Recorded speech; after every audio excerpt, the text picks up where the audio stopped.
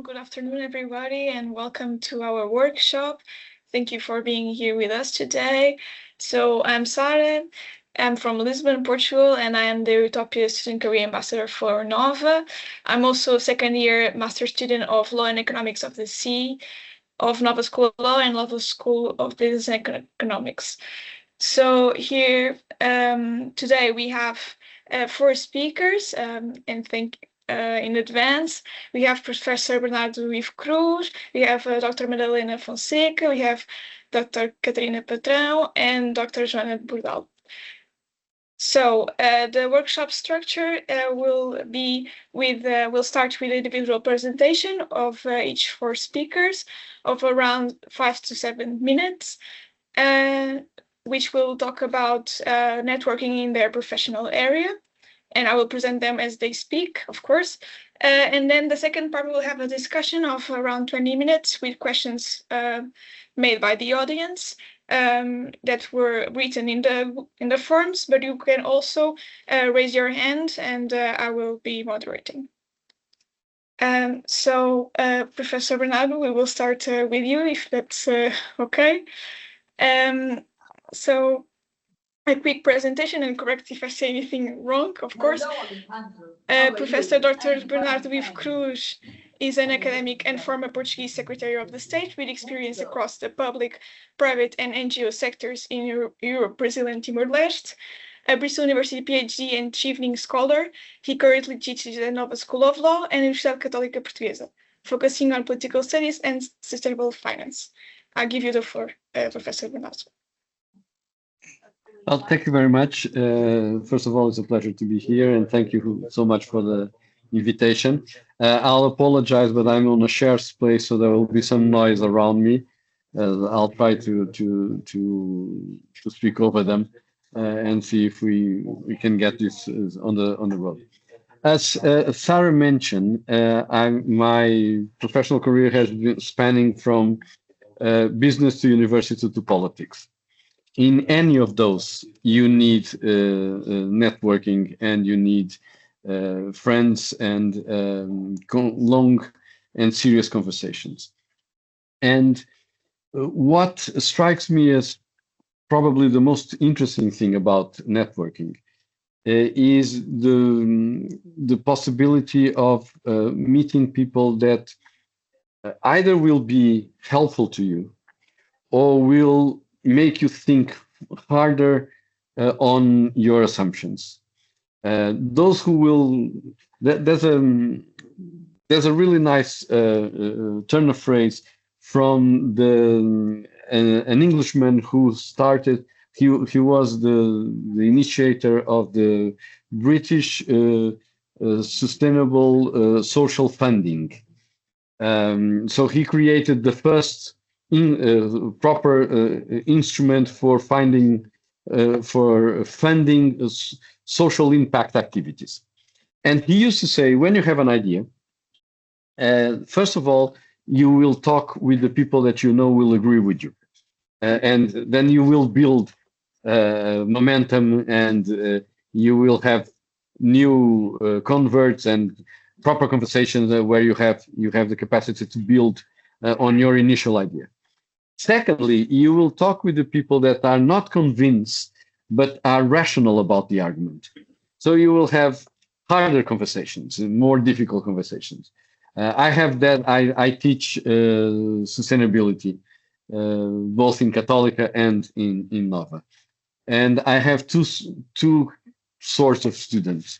I have those who are deeply convinced about the issues of sustainability. Who think that climate change is a reality, that we need to address climate change, and that the whole science tells us something. Then we need public policies, but we need to involve civil society, etc., etc., etc. So those are the convert ones.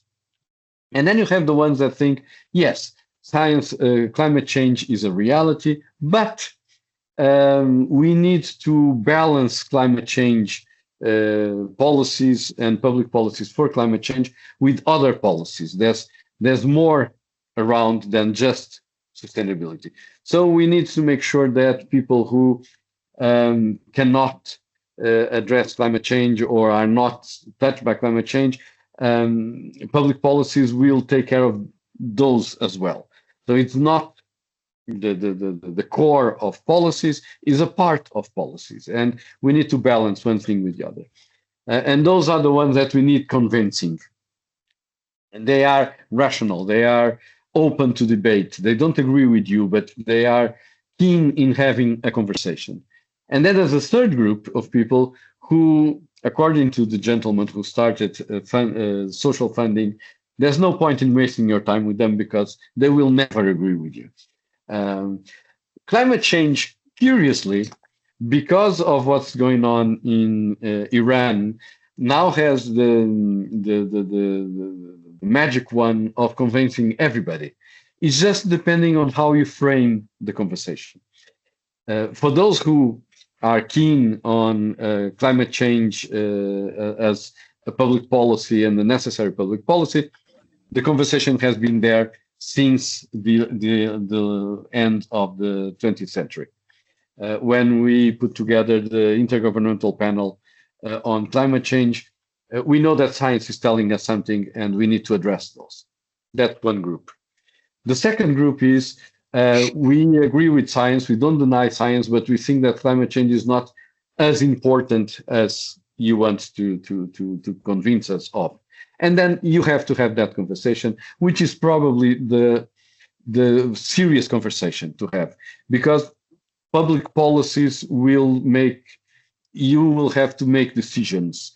And as resources are finite, there's a limit to resources, you need to make decisions on how to use those resources. That conversation is the serious conversation, the conversation that you have to convince other people of your arguments. And the third group, people who don't think of climate change at all, now they are convinced by the fact that the Suez Canal is closed and we need climate change policies for addressing national security and geopolitical issues. So you reframe the conversation completely. It's a new conversation. It's no longer birds and bees and science, it's hardcore politics. All of these sorts of conversations are part of your networking. It depends on who you're talking to. It depends on whom you are addressing. If you are addressing the convert, that's an easy conversation. When I was Secretary of State for International Trade and Investment here in Portugal, I went to the US to try to convince members of the Agacan community to invest in Portugal. They have a very strong network of investors, and we were looking forward to have that conversation. So I went there and started saying how wonderful Portugal is, and et cetera, et cetera. And one of the members of the Agacan community in Texas said, don't waste our time trying to convince us of the wonders of Portugal, because the head of our religion, the Agacan, has chosen to live in Portugal. So we are convinced of that. Let's move forward and let's concentrate our conversation on where should we invest and what can we do in terms of investment. You need to understand your public. You need to understand the people around you. You need to understand what moves them. And then you frame the conversation around their interests, because that will allow you to bring them on board on your networking, on your thing. You will be the person who understands where they are, where they stand, and why we're having this conversation with. Networking is basically building a group of people that will help you to develop an idea or a policy or a business, and they will help you by agreeing with you or disagreeing with you. Many times, the best networks are the ones that will say to you, you haven't developed that idea as far as you should have developed. There are gaps on your plan.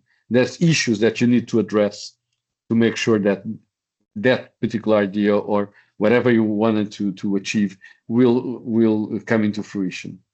Those are probably more important than the ones who will say, yes, of course, you were right, brilliant idea. We are very happy to join you. Those will help you. Everybody will help you if you know how to frame your approach, how to frame your conversation. But each people and each element of your network will add something as long as you know how to speak with them, and fundamentally, as long as you know how to hear what they have to say to you. A network is a conversation of equals. Some will agree, some will disagree, some will be in between. Everybody will have something to add if you know how to listen to what they have to say to you. And there will be a moment where you say, well, thank you very much, but I don't think we're looking eye to eye. Let's have coffee and discuss something else. And those are important too. The largest your network is, the more diverse your network is, the easier it will be for you to get to where you want to be. And now my final 5 cents of knowledge before Sarah cuts me off is just to say one thing. Don't rely on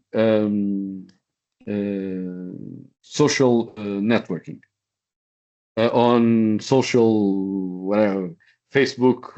Media, social media, yes. Social media, that's what I'm looking for. Thank you, Sarah. Why?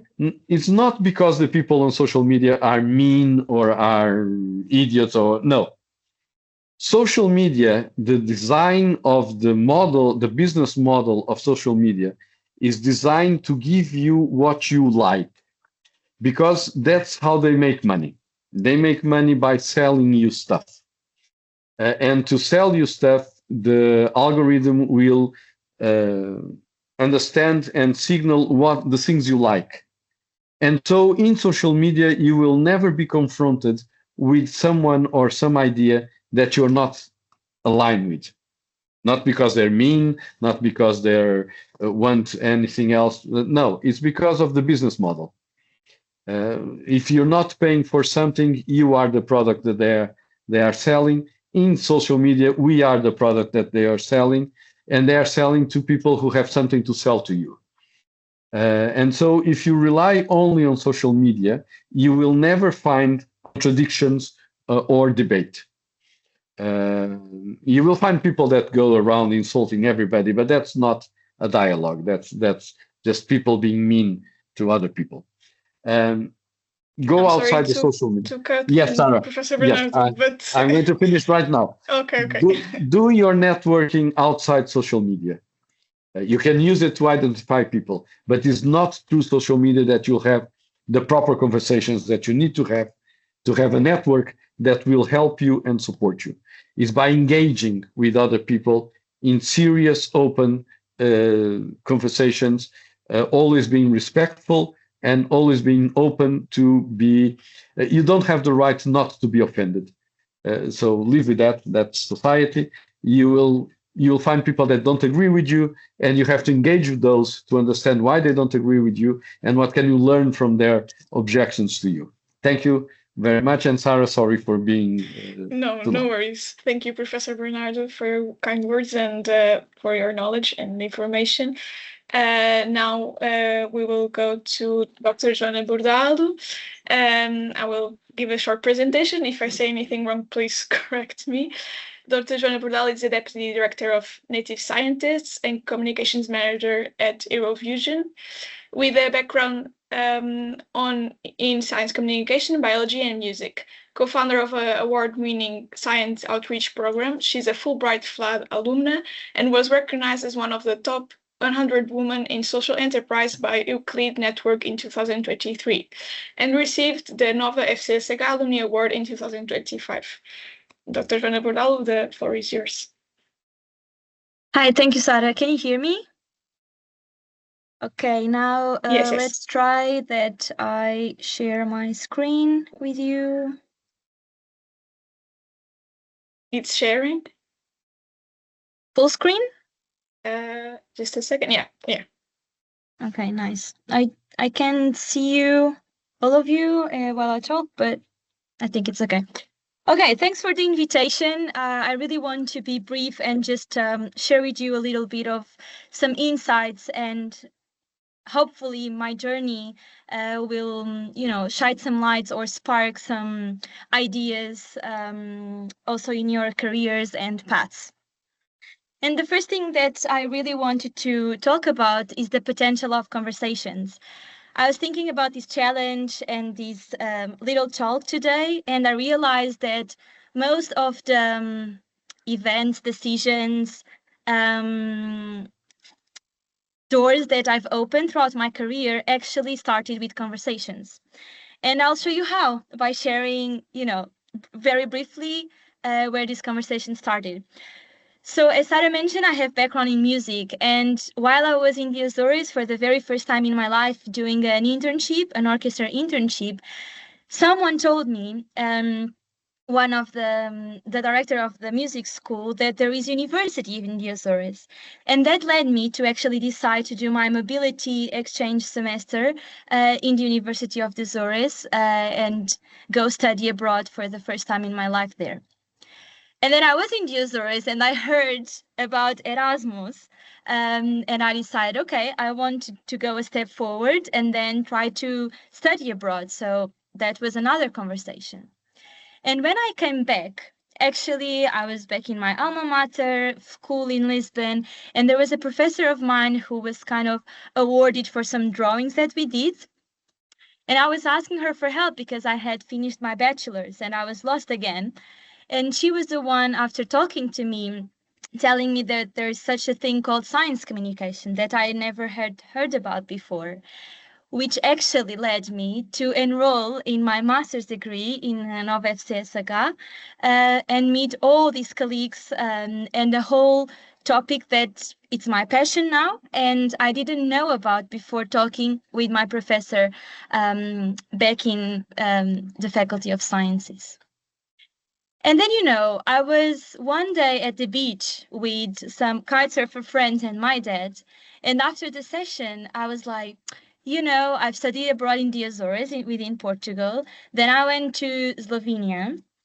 And now during my master's, where should I go? I want to try something else. And it was actually a super informal conversation at the beach who triggered this idea of going to the US because, it's another step forward. And that led me to search on Google US scholarship for Portuguese. And I found Fulbright. And so I went to do another semester abroad in the United States, already as a science communicator professional. And this is Teresa. And Teresa was another colleague from my master's who, after, maybe a class that we had together, again, we had a conversation and she told me about native scientists, that they were doing amazing things in the UK, about this ONG that connects scientists and children. Well, and that led me to meet Joana Moscoso, with whom I did my first internship or second internship as a science communicator, and with whom I created such a shared passion, a shared commitment to promote social equity or equity in education, that we created a new educational program in Portugal. And with this, we co-founded an association also called Native Scientists, but in Portugal, which became also, well, very much the beginning of my career as a science communicator and as a social entrepreneur. And so that's it. Many conversations actually shaped, my path until the moment Native Scientist was born in Portugal.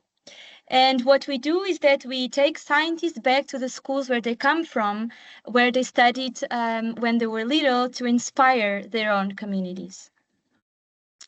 And this is just to give you an example. Lara, she was born and raised in Santa Maria Island in the Azores. She's living in the Netherlands now, and she's one of the scientists who took part in one of the programs, doing science workshops with kids from her school.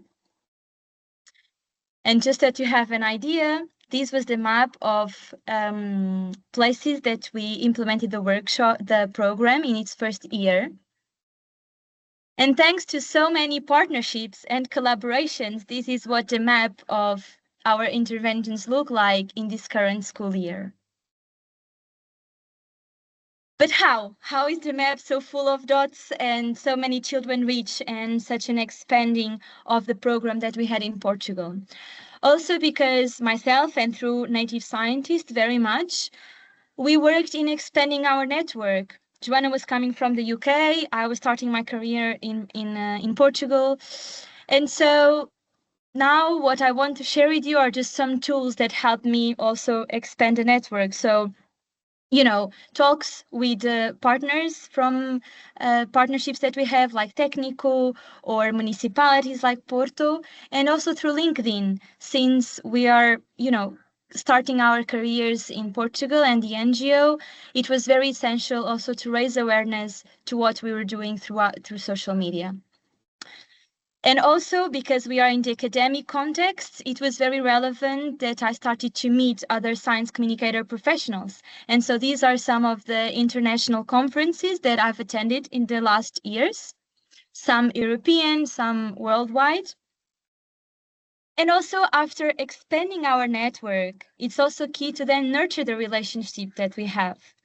And this is also a very dear subject that I think of many times, because it's very important to then take advantage of these collaborations that exist.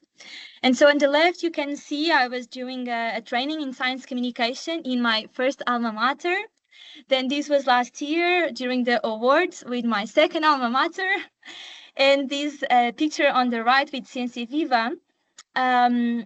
Since the communicators network it's rather small in Portugal, I also activated them to host a European network of fusion science communicators.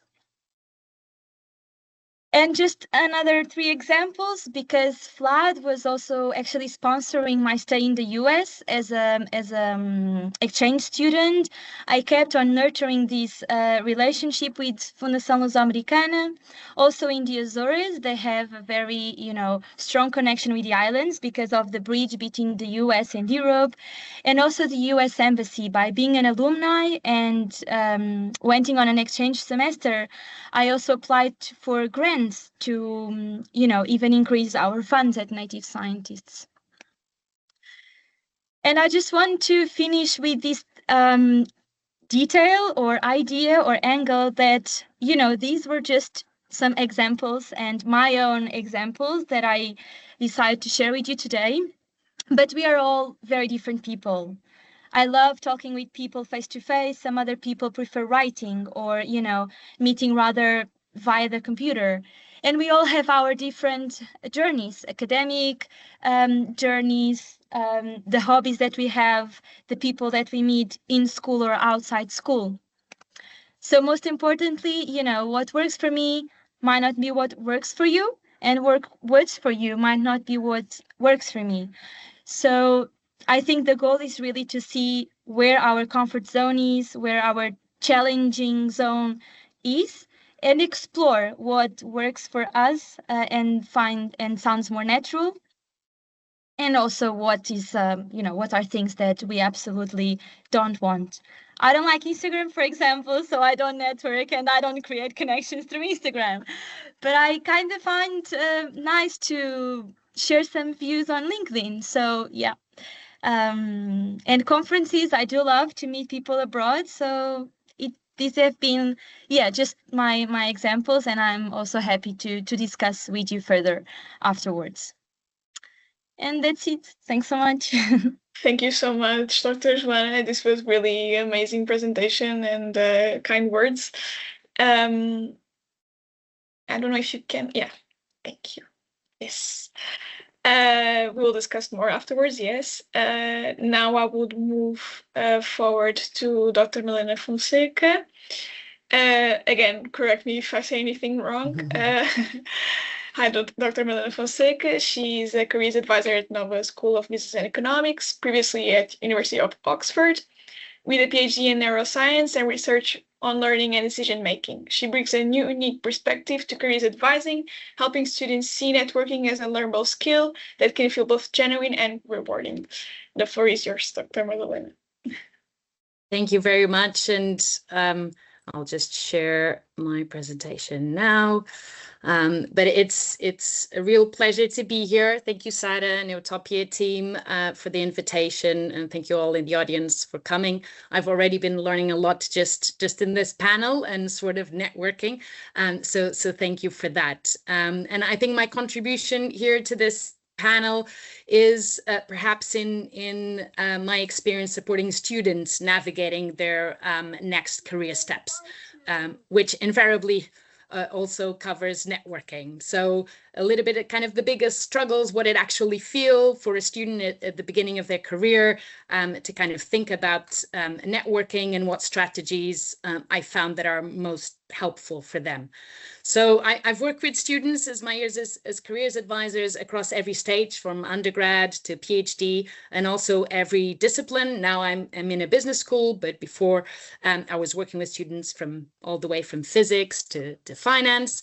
And one thing that is consistent across all of them is how they feel about networking.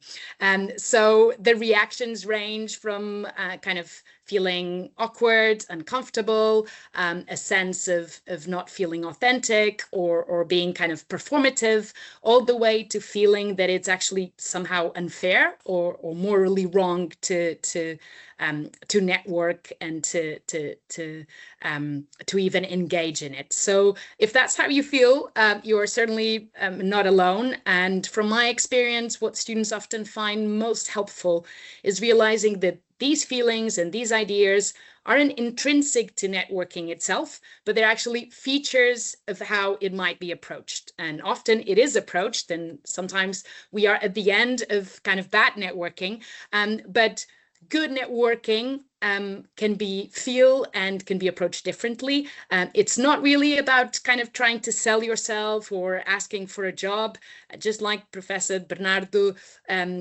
talked about, you know, sharing ideas, discussing ideas, having debate, and Joana talked about kind of, you know, just brainstorming sometimes what to do next. So it's about curiosity, and it's about wanting to learn from other people's experience. And just changing that starting point. So a little bit of kind of the mindset usually changes a lot. So how you see networking, how you approach it, and how you feel about it. There's a framing that I really like. I highly recommend watching some videos from Stanford Life Design Lab. They have some really, really good stuff there. And I think this kind of analogy illustrates this really well. So good networking is just like asking for directions in a foreign city. So imagine you're in a foreign city, you stop someone to ask for directions. You're not using them. They're not going to feel used and manipulated by you. You have a genuine need. They have information that you don't. And most people are happy to help. It takes them a few minutes. It makes them feel useful. Nobody feels manipulated or used or taking advantage. And that's what good networking conversations look like. You have a real question. You're kind of trying to learn about a sector, a role, or a company you're interested, or a career path for that matter. And the person has more experience and information. They have information that you don't. They know a landscape and a foreign city like you don't. And most people, when approached with genuine curiosity, are very happy to share what they know. So maybe in a foreign city, you know, they're going to share kind of favorite aspects of the city, tourist traps, where to go, where not to go. And most often they'll be really happy to do that. So I think this is a really powerful way to see this and to approach networking.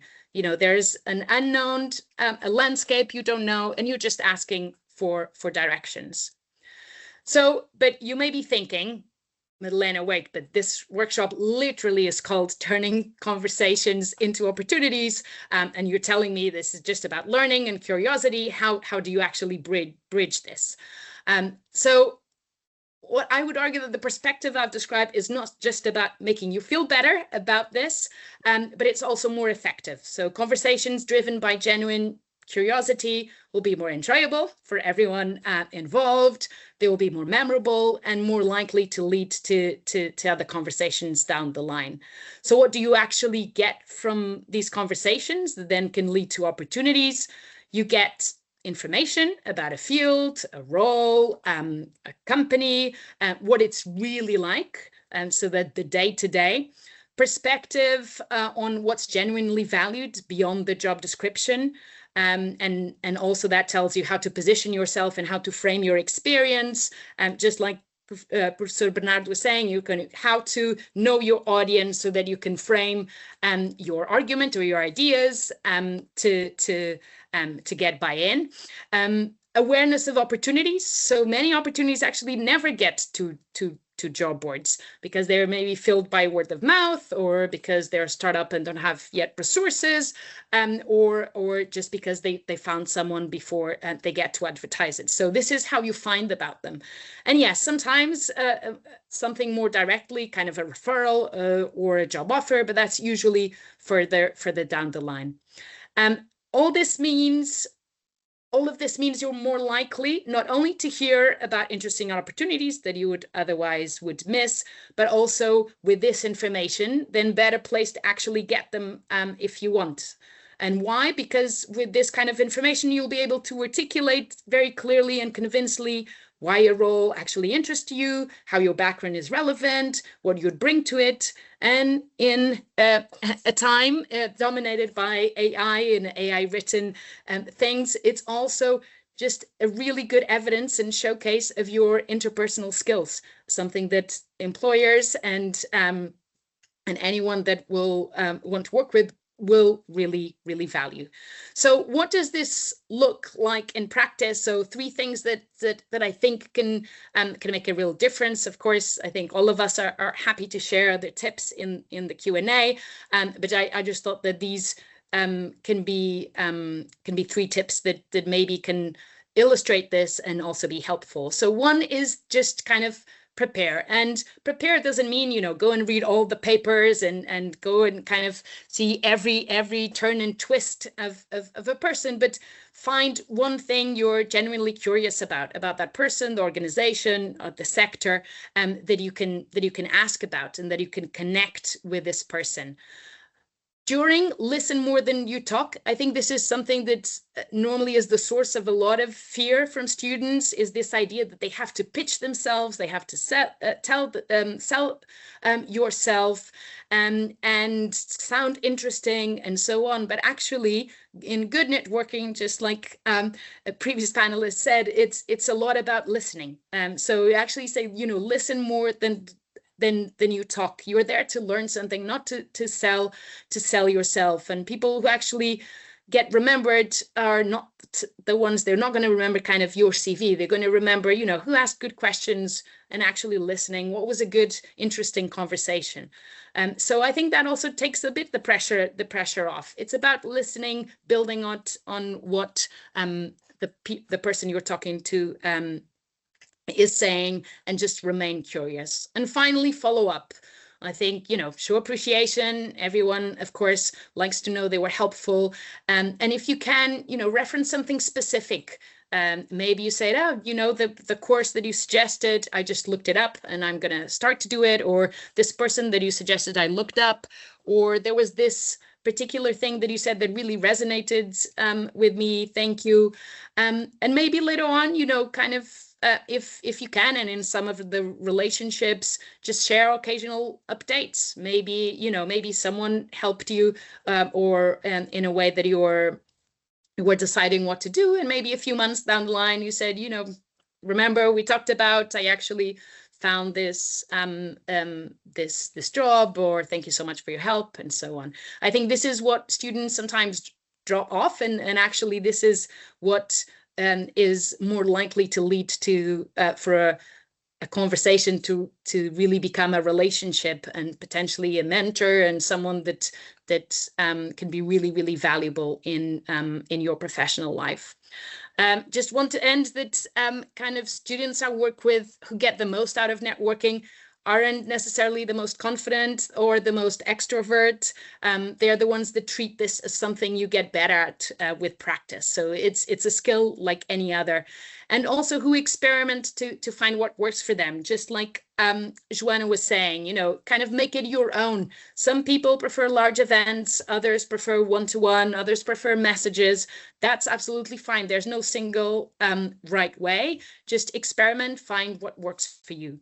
And that's what I hope you take away today from my contribution. Kind of, it's not a formula or template, but just kind of feeling perhaps a little bit less aversive to start, and this idea of kind of starting small, find what works for you, and building from there.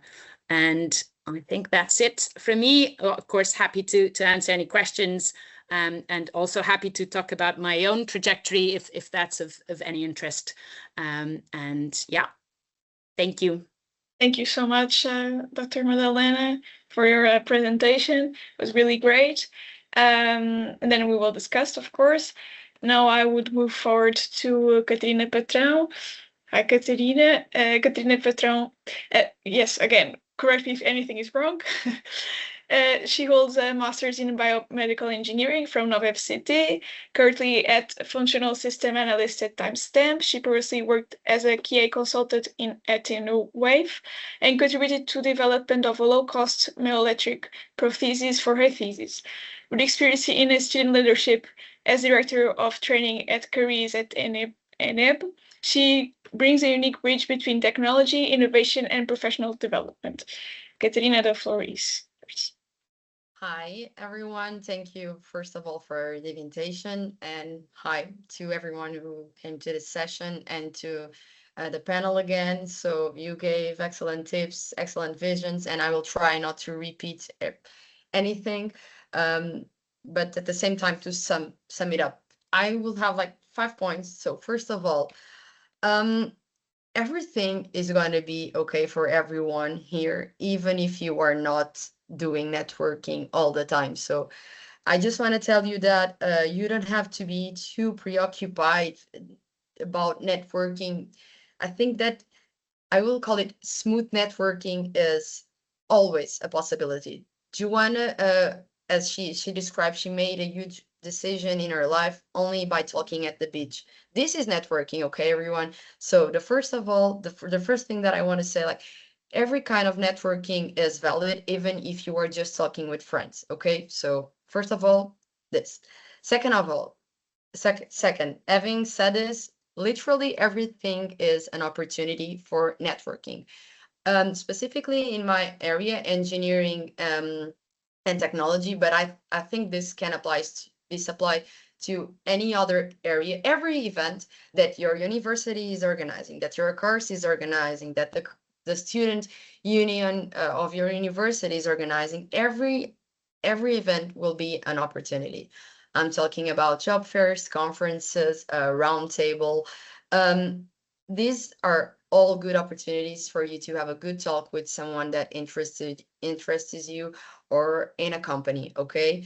And my biggest tip, I think, and is something that I have done during my career, is at any of these events, if there is something that interests you, just a little tiny bit, find a way of being in contact with that person. Just follow that person immediately on LinkedIn. Just make sure that you will see that person around your feed, in your feed, just to keep up what she's doing or he. Maybe you are not totally interested in what that person is doing now. Maybe in the future you will. This brought me opportunities in terms of organizing events, because at every event that I went and that I got to know someone that interested me, I could then reach out to that person and invite them for things like this that we are doing today, having roundtables, learning as well, okay? So keep that people around you. The fourth, and I will not develop this point too much because Dr. Madalena just gave amazing tips. So if you are on these networking events, you can practice the smooth networking, okay? You don't need to go to anyone, to talk to anyone and pitch about yourself. You can go there and literally do what Dr. Madalena said, listen more than you talk. Just have an interesting conversations, get to know what they are doing, get to know, ask questions that really interested you. I'm sorry because I'm repeating Dr. Madalena, but it's literally about you that they will remember, the people that they had the most interesting conversations with. So this is the major tip that I, Dr. Madalena, of course, could possibly give you. But at the same time, if you have this specific opportunity that you are looking for, if you want to do this target networking, let's say, also follow the tips that Dr. Madalena and also Professor Bernardo did. Do some search, know what they have to offer, of course, know in what ways you can sell yourself. Listen, I got out of college and I thought, what do I have to give? You have a lot to give. Everything that you did eventually just by doing volunteer at the dog park in your city. I don't know, participating in some kind of project during all your academic path. All of these are selling opportunities. So you just have to match what you did with what they are looking for. Okay, so I would say that this is my biggest tip to targeted networking, and I had to do this in my this last job application because I was applying to something that was not my that I was not doing previously. So it was a first time as functional analyst. I had to pick what I have did in my previous job and okay, how will I send what I did to them? What was interesting? Did I work with international companies? Did I did in some way work with some of the programs that can be useful for this new job? Okay, so this is definitely what I would advise. And finally, some examples. And I will again talk about something that Dr. Madalena said. This is the practical example that I think most of the companies that you will apply will have. They all probably have a referral programs. Referral programs, as you might get, are programs that allow you to be referred by someone that you know. I was referred to these two positions in these companies, and I'm not saying that if I wasn't referred, I wouldn't get these job opportunities, but they are important because they had a layer of trust. Okay, so someone trusted you and someone is saying, I trust this person to this job. I think she's valuable. So there is this extra level of confidence. And then we are talking maybe about hidden positions, as Dr. Madalena said. So maybe they are not hiring anyone in that period, but because someone referred me, like months ago, they are going to their database, they are going to see my name, and they are going to see maybe she is a good fit in here. And we didn't have to open this vacancy. So just an example, a practical example, because I believe most of you might be thinking about getting a job maybe in the close future. Keep your network tight because maybe some of them will be able to refer you to a position that you like. And then just to finish, any other examples, I have some close friends that got like master thesis opportunities just because they were at these events. And you know those events that students organize, that most of the people think they're only going to party in every night and everyone is going to wake up and go over. No. These events might be extremely useful, and I can give you this example. My best friend, she was on in one of these events, and she was just having a completely informal conversation to a company that is huge in our field. She got a position for master's thesis there, and now she's working there. It's impossible to get an opportunity in this company, but in this festive event, she was able to make this tiny minutes of a network, and she got herself a huge opportunity now.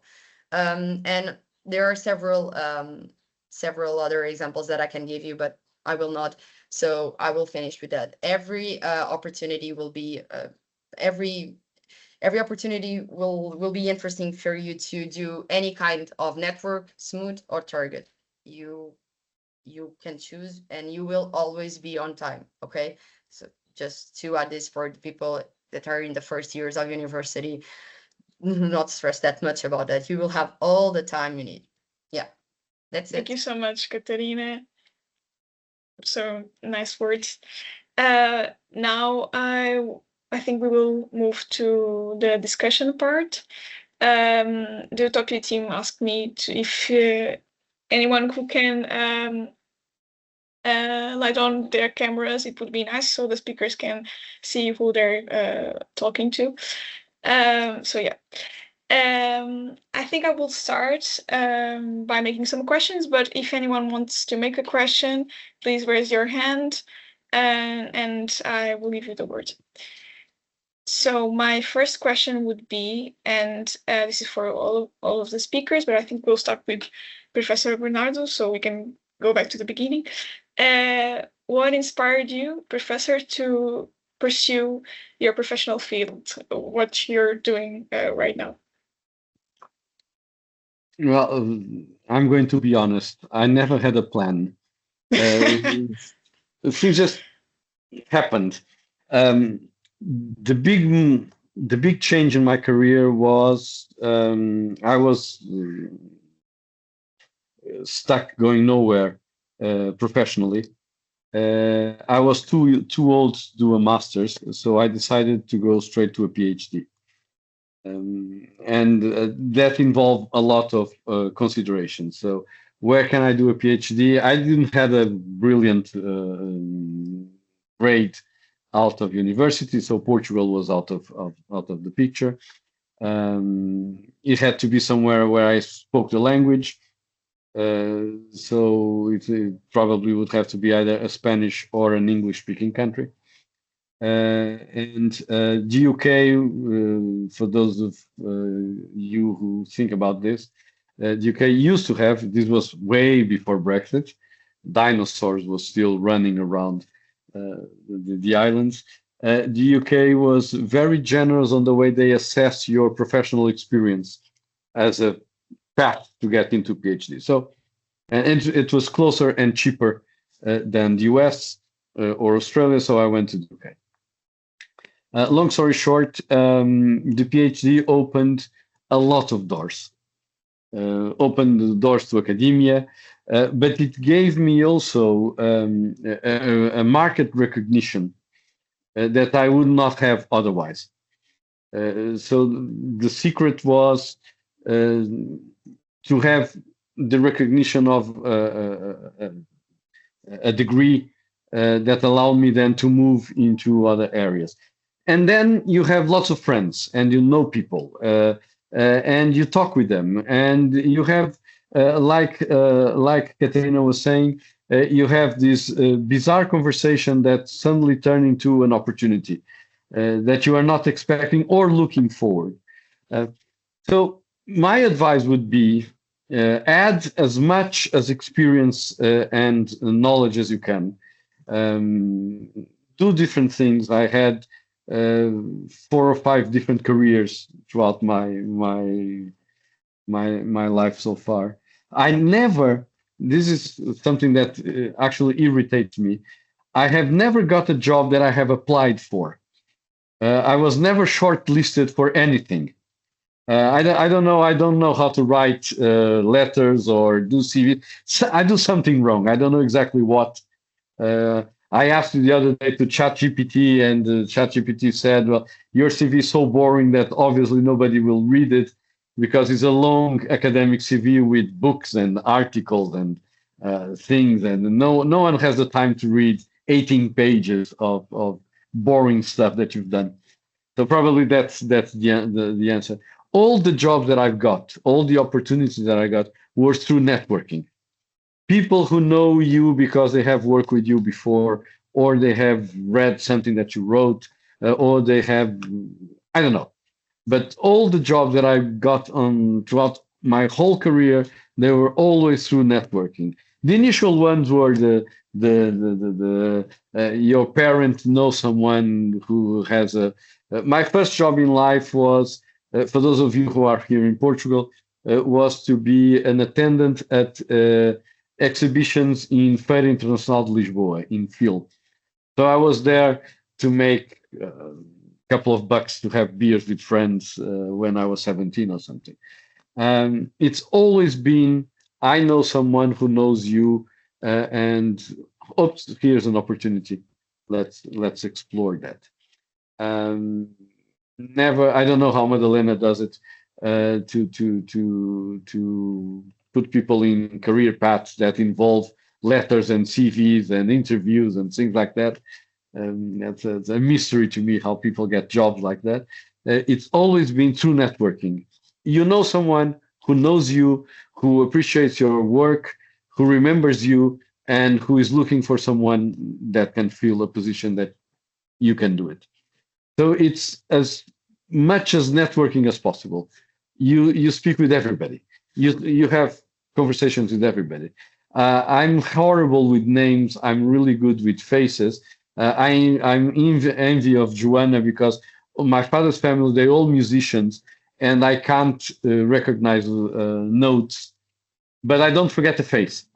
And sometimes it turns into ridiculous things, and I'll finish with this. I was at the airport in Brazil one day, and I saw a face that I knew. I know this woman from somewhere. I'm sure I know her. I don't remember exactly where. Don't remember her name, but I know her. I'm not going to be unpolite, so I'm going to greet her. I went there and said, "I'm really sorry. I don't remember where I know you from, but I know you. So, hello, how are you?" And she said, "Well, my name is Sonia Braga, and I'm a star on global television network. So obviously know me, and obviously you are an idiot, and off you go, you idiot man." Okay, right. So not the best networking moment in my life, but you build those networks. You speak with people, you like people, you enjoy conversations. There's always something that you learn from a conversation. And just one thing that I didn't mention on the first bit is when you go to a meeting with people, you try to understand what their goals are. You prepare those meetings, you prepare those conversations, you understand what they're looking for, and you build those bridges. On the foreign ministry, we have a saying that it's the best negotiations is when everybody is a bit unhappy at the end, because everybody gave something that they didn't want to give, but they got something in return. So if someone is really happy and someone is really unhappy, that was not a good networking. If everybody got something, even if they don't get everything they wish they had, those are the conversations that will pay off on the medium term and in the long term. These are conversations where people say, well, but wait, I met that guy the other day, and he may have something to add to this, whatever we're doing. And the other thing is, try not to say no. Try to understand what they're looking for and see how you can add to that. Sometimes you can't, and be honest, I'm really sorry, but I have nothing to add to that. But most times there will be an inch of something there that you can add to a conversation or a project or an idea. And those are the ones that will build on something. Then you will then collect later on. Networking is not immediately rewarded. Sorry, I'll finish. Networking is not a reward, an immediate reward. It's a process where you build conversations and contact and things, and they will eventually pay off sooner or later. Sorry, Sarah, I like to talk, so that's good for the networking. That's good. Yes, for networking and other stuff. Thank you, Professor. Dr. Joana Bordalo. So I'll repeat the question. What inspired you to pursue? Yeah, you talked a bit about this, but if you could develop a bit more, what inspired you to work with the children and to communicate science with them? And yes, please. I think actually this conversation that I mentioned with my professor from the first faculty, Professor Gabriela, she really helped me understand where my passionate was, and it was on communicating, learning and communicating, and not so much on doing research. And then finding out how privileged I was actually very late in my life, I think, and how other people were not so privileged, you know, how growing up I was going to science centers, I could do experiments at home, having, school visits abroad, and then in the Azores having the whole contrast of people with their science capital, with a very limited science capital, with low exposure to science by the age of 10, made me feel that I want to tackle this issue, right? And I wanted to also bring back all the know-how from all these countries, and especially from the US and also from the UK, working with Joana Moscoso, to our country, and also giving back to the education that I have had here.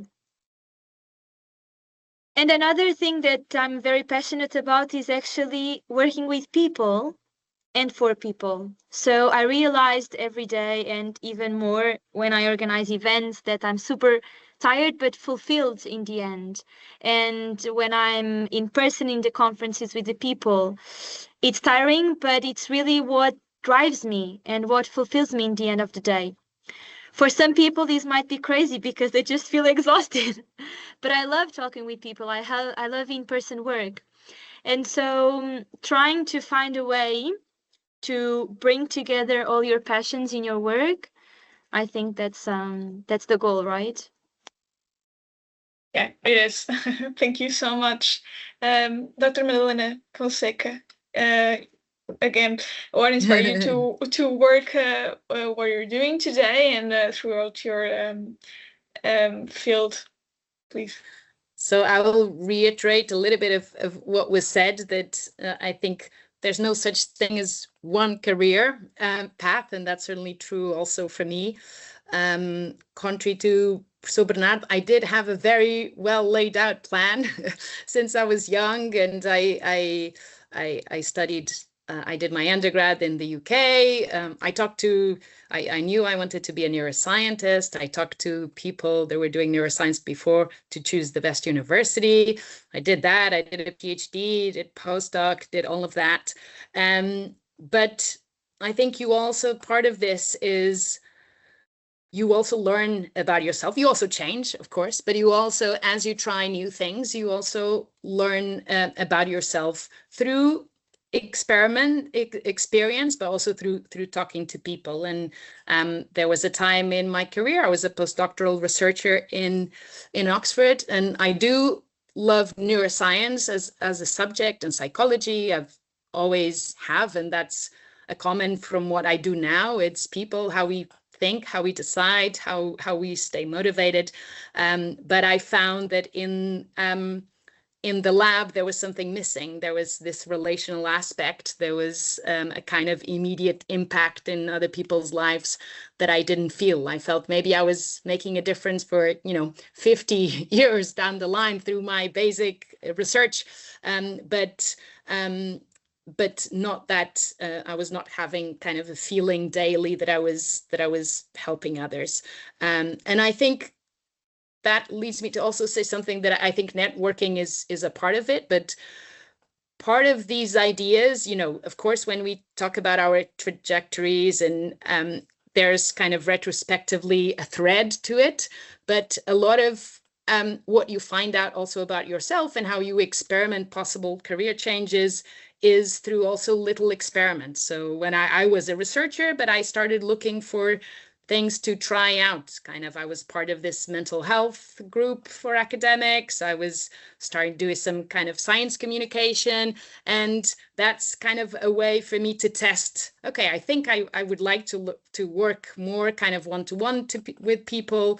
And then I got some of those small experiments kind of alongside my path. And then I found out, okay, yes, this is really what I want. So now I'm gonna go forward with this experience, or maybe no, this is not what I want, so I'm not going to pursue that. So and so that's actually what led me. I then looked around for what was available. I didn't even know one could be a careers advisor, and I think my pivot also was also kind of contextual, because I don't think in Portugal I could have made this transition, but in the UK, the market is very focused on skills and experience, not really on kind of qualifications, etc. And so in Oxford, they had a team of careers advisors that all had other first careers. So, you know, some people were in academics like me, other people had been in finance, or they're in law, they're NGOs, and they came as careers advisors as now kind of second careers. They provide training, etc., but then they can also bring the expertise from their field. And so there was an application. There was a really tough recruitment process. I think you had to mimic a lot of the kinds of things that you would do. And I end up feeling like it had gone very badly, but I felt, okay, this is really what I want to do. I really enjoyed kind of the doing this. And then I did get the position. And when I moved back to Portugal, I found a similar position here. So long story short, I think kind of for the students here, don't feel pressure to find one career. Try to just focus on your next step, on what you think about, what's negotiable, what's not right now, and what you'd like to learn. And then, you know, then the next step, then you'll even if you don't like it, even it will be data that you can use then to make a more informed decision. You will learn a lot in the process. You find out more about what's out there and also what you like, and that's how you iteratively will build your career. Thank you so much, Dr. Madalena Fonseca. That was nice words and informative. Caterina, if you could say anything about what inspired you to pursue your field today. Yes.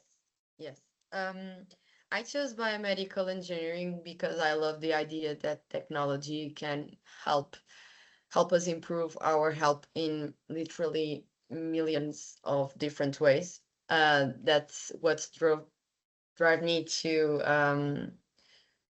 drives me until this day, but I am quite at the point of finding out what is my next step, as Dr. Madalena was saying. So I am doing something that does this. I'm developing a health solution for our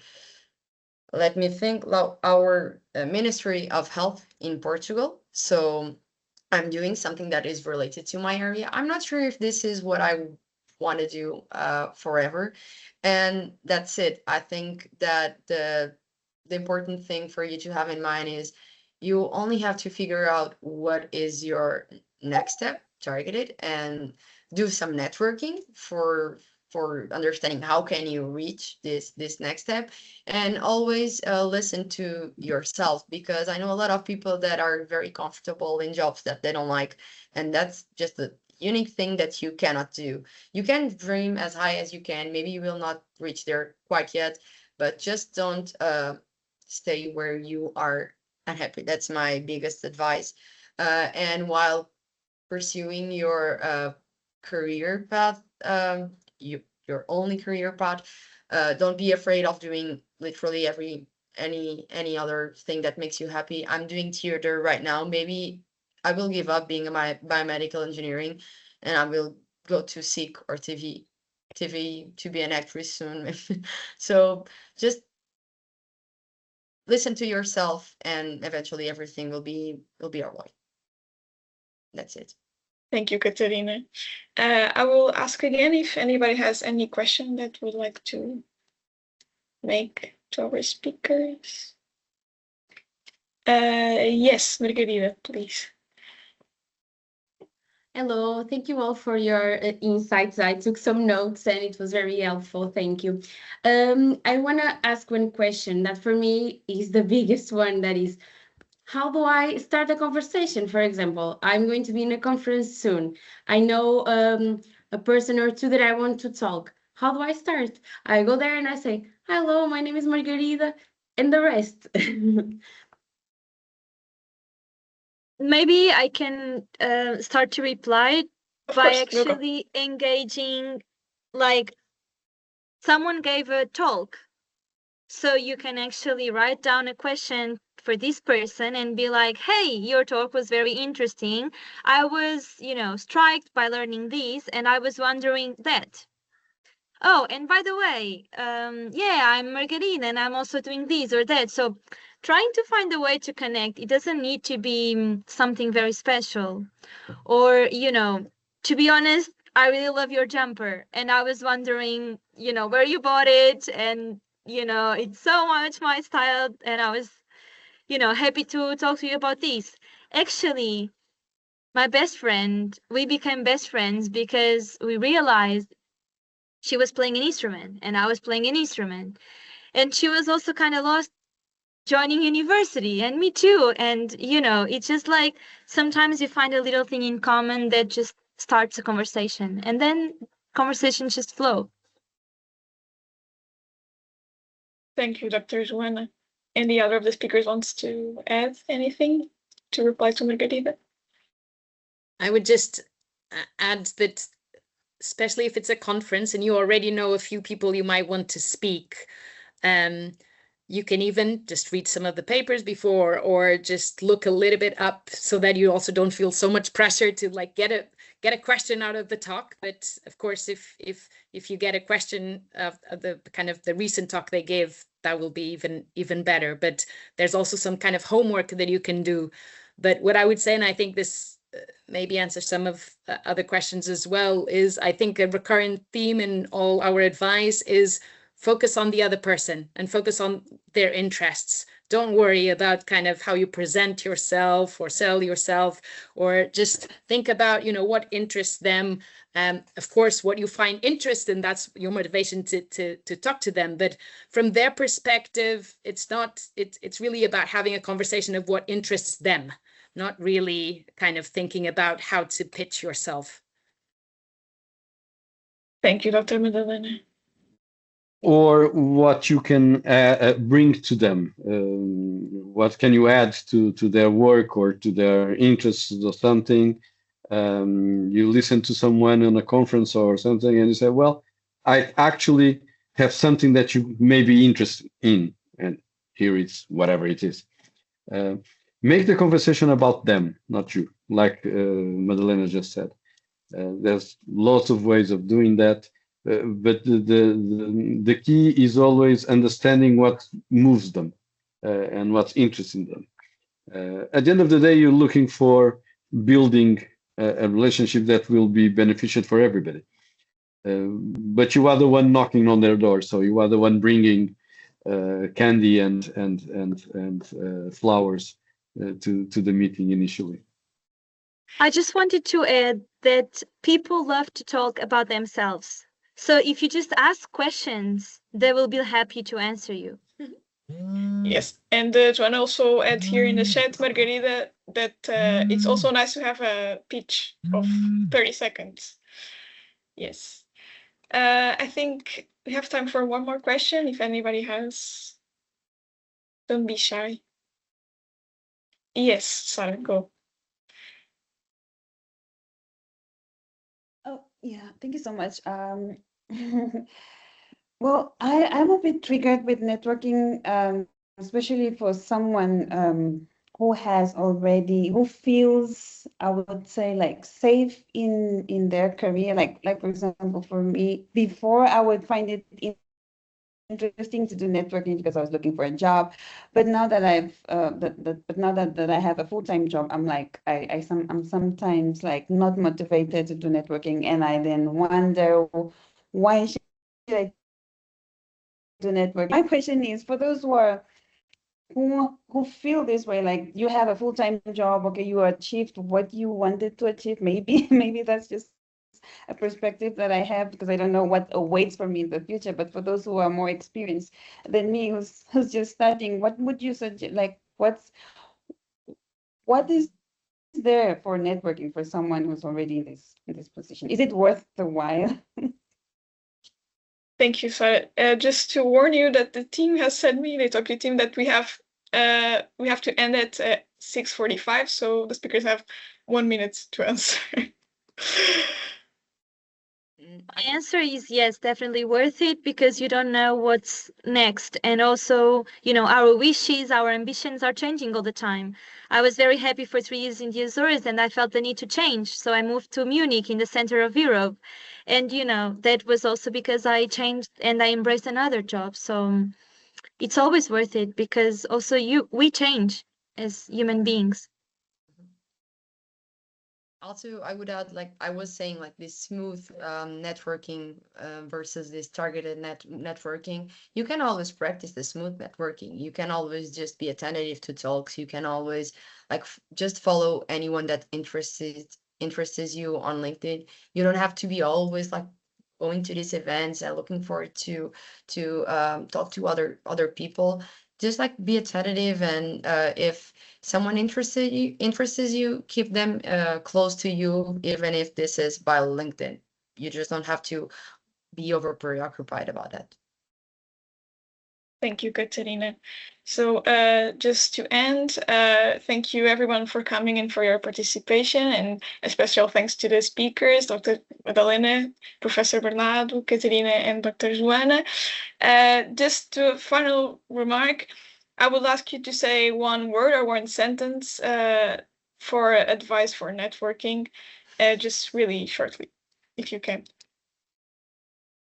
Curiosity. Yeah, that's my word too. Authenticity. Honesty. Great words. Thank you, everybody, and a special thanks also to Caterina and João for the Utopia team for helping me, because without them, this would not be possible. So thank you, everybody. Thank Bye, you. take care. It was a Thank you. pleasure. Thank you. Bye.